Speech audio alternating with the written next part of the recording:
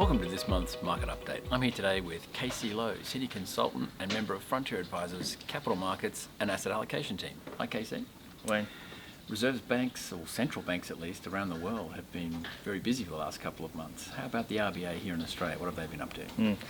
So the Reserve Bank of Australia left interest rates unchanged at the August meeting. Now this follows the two previous meetings where they have cut interest rates.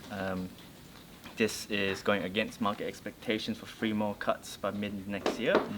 Now the reason why the Reserve Bank decided not to change interest rates at this month's meeting has been that they want to assess the impact of the previous cuts flowing through the economy, and also they think that economic growth in Australia will improve on the back of a few factors. So a few of them are low interest rates, the recent tax cuts, the ongoing infrastructure spending by the government, and also stabilization in the housing market.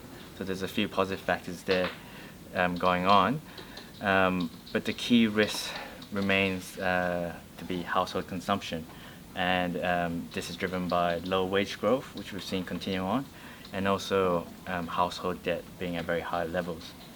To add to that, the Governor of the Reserve Bank, Phil Lowe, also provided a testimony to the Parliament, and in which he was asked about scenarios that would lead to interest rates in Australia going to 0%.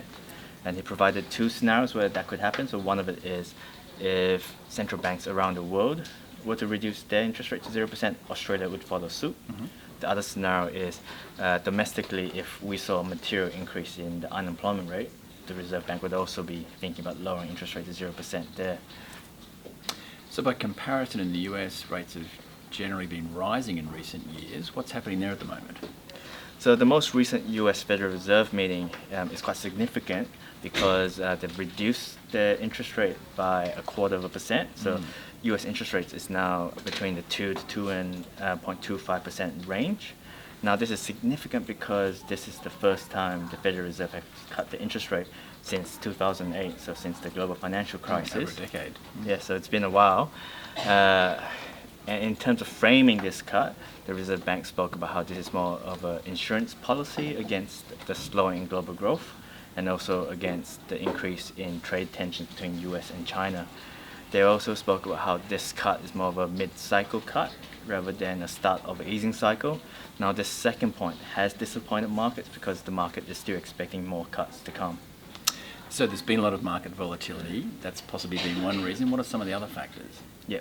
So yes, partly this market volatility has been driven by the US Federal Reserve's announcement, but the other key issue that's caused this volatility has been the re-escalation of trade tension between the US and China.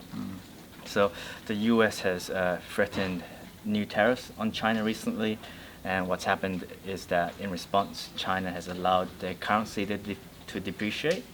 So they've allowed the renminbi to fall below the 7 renminbi to $1 threshold, which is a symbolic threshold they've set. And then in response to that, the US have labeled China a currency manipulator.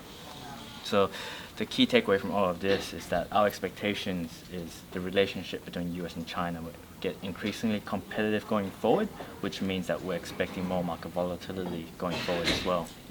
Plenty for you and your team to be analysing at the moment. Thanks for taking us through that today, KC. And thanks for watching this month's Market Update.